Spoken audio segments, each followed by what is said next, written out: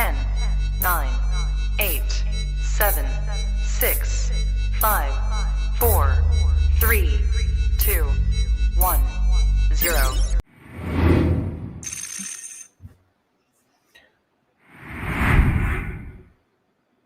Welcome back to another edition of the Rising Coaches Member Spotlight.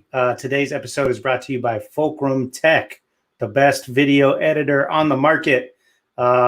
Pat, I'm sure you're like me. You probably used everything during your long coaching career from every product out there. Fulcrum is better than anything I've used. I've had a chance to get my hands on it, and it's a fraction of the cost. So whether you're looking to just up your program's tech capacity, or you're looking to save a few dollars with budgets being cut due to COVID, definitely give our guys at Fulcrum Tech a look.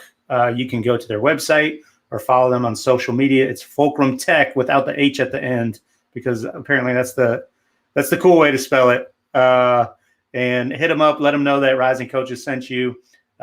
Take 30 minutes out to do a little demo, and you'll be amazed at all the stuff you can do with their product, their video editor, and how much money you can save for your program. So if you're trying to be a hero in the eyes of your administration or your head coach, hit them up.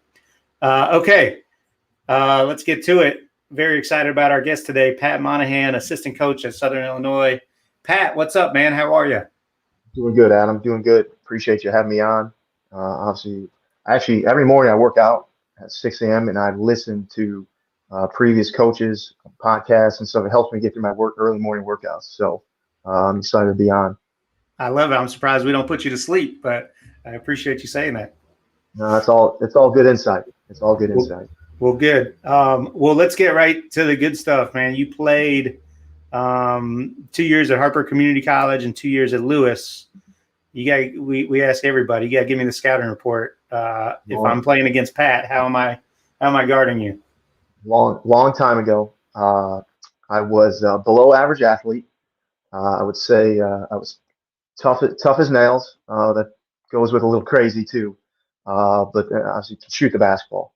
And throughout the course of my career, probably I would say I improved off the bounce every year. But it only took me to Division II level. It was great though. Obviously, I was fortunate to play for a guy, Kyle Green, who's obviously he just moved over to Iowa State. But it was from a scouting report standpoint. I mean, I probably maxed out my athletic ability right after I got done playing. I still do play today though. I still think sometimes. Oh yeah, sometimes I'll jump in there with practice, bang with the bigs a little bit. So. Yeah, you guys have a pretty young and athletic staff there at SIU. Do you guys have staff pickup games at all, or not so much? No, we don't have staff pickup games. We don't. I mean, we grind it out a lot here, but we have a lot of fun. I mean, with scouting practice, sometimes we'll jump in at practice. I mean, this year we were so injury heavy this year, so I mean, some of us coaches we had to jump in with some of the COVID protocols where we couldn't have some of our managers. I mean, we're fortunate to have a couple of GAs that practice with us too. But I mean, I'm one of the assistants that usually practices the most. Actually, crazy story. I mean, our first summer we got here with workouts, first week into workouts, one of our assistants, Javon Naiman, she went down and tore his Achilles. So after that, I was always kind of leery of. Before practice, I mean, I'm stretching now. I mean, I would just sometimes jump in there and seeing that firsthand. That kind of made my stomach turn, made me really think about things as far as just jumping in and practicing, especially at my age now. Aging is a real thing, Pat. For sure. It sure is. It sure is. For sure. Are you the best? Is it fair to say you're the best shooter on your coaching staff? Can anyone on the staff outshoot you? I mean, Brendan is pretty good. Brendan can really shoot the basketball. Brian, obviously, he was known for his defense and toughness and his passing ability. But I would say Brendan can really shoot the ball. And growing up, actually, I mean, in the summertime, when Brendan was in college and I was in college, we would play pickup together a lot in the summertime. We were both from the Chicagoland area and stuff. So, I mean, we played against each other a lot in the summers. I love it. I love it. Okay. At what point, Pat, did you know that you wanted to coach? Was that something you knew growing up or during your playing career? Yeah, I mean, just through AU and high school and stuff. My dad coached. He coached me. He didn't coach me in high school, but growing up and stuff, he coached me. And I grew up on the north side of Chicago, and I just felt like, I mean, wasn't sure if I wanted to coach at the high school level, or really didn't know what the college level was about until I really was left junior college, went to Lewis, played there for 2 years, and then, I mean, probably going into my senior year, I was like, you know what, I either need to go to the business side of my degree of sport management, sport administration, or try the college coaching route. And so my senior year of college, got done playing. I talked obviously with Kyle Green and stuff, and he helped me get my start as a GA at Wayne State in Nebraska, D2 school. Right after I Nice. got done playing, literally 3 days after I graduated college, I moved out to Wayne, Nebraska. Yeah, I was going to ask you about that. So it was like instant, like the same week. How did you get Yeah, that opportunity? Was it it? was. It was through Kyle Green, who the head coach at the time out there at Wayne State was Rico Burkett. He worked for Greg McDermott at Wayne State, and then when Greg McDermott left Wayne State to move on, I think he took the North Dakota State job. That's when Rico Burkett got the job at Wayne State. He was there for 11 years, and Kyle knew Rico because obviously working under Mac and stuff, and moved on to fortunate to get that job at Wayne State. It was kind of crazy because I grew up in Chicago my whole life, moving out to Wayne, Nebraska, a town of 5,000 people, which was kind of a culture shock for me at first, but it was great to actually get away and start what I really wanted to do. Yeah, and then you go from there to Coffeyville Community College, one of the best, JUCO situations in the country. Was it Coach Herc or Coach Hark? Yeah, Coach Herkelman. Yep, Herc. Herc, yeah. Fortunate to land. Yeah. I don't know Herc at all, but I've heard like stories. Obviously, he's a legend, JUCO Hall of Famer. What was it like? You tell me about him because I really don't know much about him. Yeah, Herc. I mean, he's great. I mean, he's been there for 26 years now, I believe, as the head coach. And he's a big family man, big time golfer. I mean, he literally golfs. I mean, if you're on his staff, you have to play golf. Like he literally brought me the application membership from the country club to apply so I could play golf. And we literally played like 4 days a week. We played golf 4 days a week, and it was great. But Herc is, I mean, he's JUCO through and through. He's had some great teams. He's consistent every single year. That's what amazes me is the consistency year in and year out. But I mean, he's such a routine-oriented guy. He knows what he wants. He really doesn't change. But it's a nice setup that he has there. There's a reason why he's successful. He doesn't really deviate from what he knows has got him to that point. He's changed his coaching style over the years, but as far as the type of guys that he recruits and what he looks for in recruits is what makes him successful. Yeah, I spent a couple years at College of Central Florida under Tim Ryan, and similar deal. Another Hall of Famer, consistent every single year. And the thing that was amazing to me is like each year you're basically starting over with a new roster. I know everyone at the Division I level is freaking out because they, all the turnover, but like JUCO coaches do that every year, and to get them playing at that level, year in, year out. Like, what was there anything you took away like that Herc does, like first day of practice every year, or just like within the first week or first month? Like, how does he take a group of new guys and get them playing together so quick? Yeah, I think the biggest thing is that, I mean, his first month of practice, I mean, it's a 3.5 hour practice. I mean, we're in there, I mean, we practice every day at 3:30, and usually the first few weeks, we wouldn't be out till 7 o'clock. So, I mean, for the guys to understand that grind through the season, the start of the season, and then continued all the way through March, Obviously, he lightens up practice as the season goes, but he really challenges guys mentally and physically to start the season, because you have practice with JUCO. You could start when I was there. I mean, you could start October 1st, so you're practicing for basically a month, and you got a few jamborees in that built in during that time of October, and I think that's what helps prepares those guys for the next level. They're used to that. They're used to the hours, they're used to lifting, they're used to the long grinded out practices, and I think that's why most of his guys are successful at that next level because they're used to that.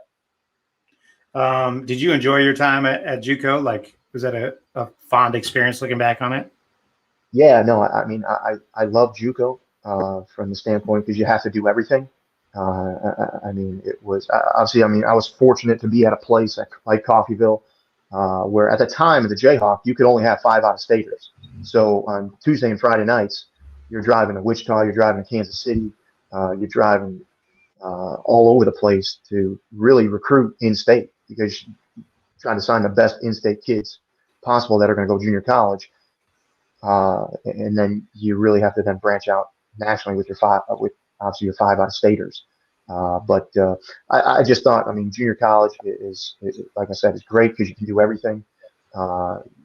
And truthfully, like a lot of lower levels, like Division II, you only have a head coach, assistant coach, and usually a GA. So I mean, you're doing everything from scouting reports, you're doing everything from potential scheduling, academics, teaching on the floor, player development, in-game prep. Like, so I tell a lot of guys all the time, coaching at lower levels, especially when you're young, to get all that experience from recruiting to everything that I mentioned, it's invaluable. It's invaluable, and it prepares you for that opportunity when you want to try to move up your career, or try to get on staff that maybe is a first time staff that you're trying to maybe latch on. Now you can sell a lot of the experiences that you've had and come across. So that's kind of what I try to relate to a lot of young coaches and stuff, trying to just get into it. Yeah, totally agree. And there's no right or wrong path. Everyone Right. does it their own way. And Right. but like, you know, if you come up just through like the Division I rank, if that's important to you, you know, you're going to spend the first 5 to 10 years of your career in the support staff role. And Sure. then one day you're going to get the call from the bullpen, like, we need you to be an assistant, and you're going to have never done it before. Right. So there's something to be said for, like, you know, the small college route and getting your hands dirty at a young age. I know one thing that people, you know, are often scared of, or whatever, a concern is like, okay, if I go to a low level, but I ultimately want to coach Division I, how do I jump back and forth? You've done that, you know, through your career. You jumped from Coffeyville to Loyola, then I think maybe Minnesota State to Milwaukee. So you've done it multiple times. How do you keep the relationships alive, and like, how were you able to kind of go back and forth between levels? Yeah, I mean, number one, I never got caught up in levels. I mean, that's the biggest thing. And I mean, I think so many guys can get caught up in levels, but I think the biggest thing is, no matter where you're at, just try to do the best job that you can, and try to be a star in it. Try to make a name for that coach that you work for, that program that you're working for, the university that you're working for. And if you can do that and really have uh, uh, a plan in place, and not worry about what the next step is, the next job is, and more so worry about getting this next win, preparing your team for this next game, recruiting, like, that you can get a recruit that you might not be able to get at this level. Like, so focus on what is in front of you, and obviously winning helps, and if you can concentrate on that, I really think everything else takes care of itself. I really believe that. And then trying to think of different ways to continue to stay networked. Like, I mean, every time, I mean, I was, when Division I's couldn't go out and I was at the D2 level, I mean, I would hit a bunch of guys saying, hey, do you need me to watch anybody? Or I'd have a lot of guys hit me saying, hey, can you watch this kid, this kid, and this kid? And then give them an evaluation and stuff. Or like when I was at Minnesota State, and it's crazy because it was 10 years ago now, being at Minnesota State, where we recruited all transfers at Minnesota State. I mean, and the transfer market wasn't the way it was this year or like it is now in college basketball. So like, I mean, people would be hitting me about transfer. Hey, who are the transfers out there? What transfers are leaving?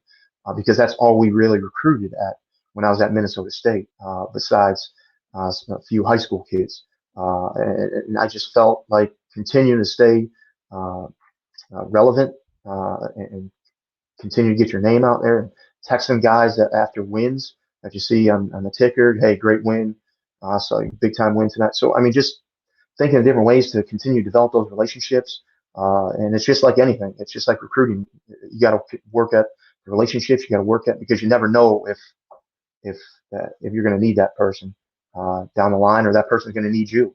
I mean, like this year's been tough with obviously a lot of turnover with staffs and stuff. I mean, there's a lot of guys that I'm hitting that just checking on. Hey, how you doing? Can I help you with it? And hey, if I see an opening or hear an opening, I'll just shoot him a text. Hey, here's a spot. I mean, check it out. Like if you have, but so it's just, I mean, helping other guys, because you never know when you're going to need the help. I mean, I've been on the staff when we were let go at Loyola with Coach Whitesell when I was there for 1 year. But it's you got to work at it every single day, and I mean, it's hard. It's really hard, but winning's hard. And I tell guys that all the time. I mean, if you want to be good, you got to carve out 10 minutes a day, 15 minutes a day, however, whatever it is. You're laying in bed at night, you can't sleep. Send out 3 texts to guys. You might not get a response back in the morning, but you're going to keep that connection alive. Yeah, that's great advice. Great advice. Okay, you've had a lot of stops, so we're not going to go through them all, but I think I kind of alluded to it. You went Coffeyville to Loyola as the ops, then Minnesota State. You were there for, I think, 6 years as an assistant. Longest I've ever been in a play. Yeah, and I want to get back to that in a second. But then you spent 2 years at UW Milwaukee, and then obviously you've been at SIU now for 2 years, going on 3, right? Yeah. So, okay, 6 years at Minnesota State. That's a long time for anybody to be at one spot in this business. And like, I don't know if you can relate, but like, I think a lot of people can. I used to like get antsy. You know what I mean? Like, not that I didn't love where I was at, but you know, it's a profession that you're constantly climbing the ladder, and you know, we all want to be head coaches one day.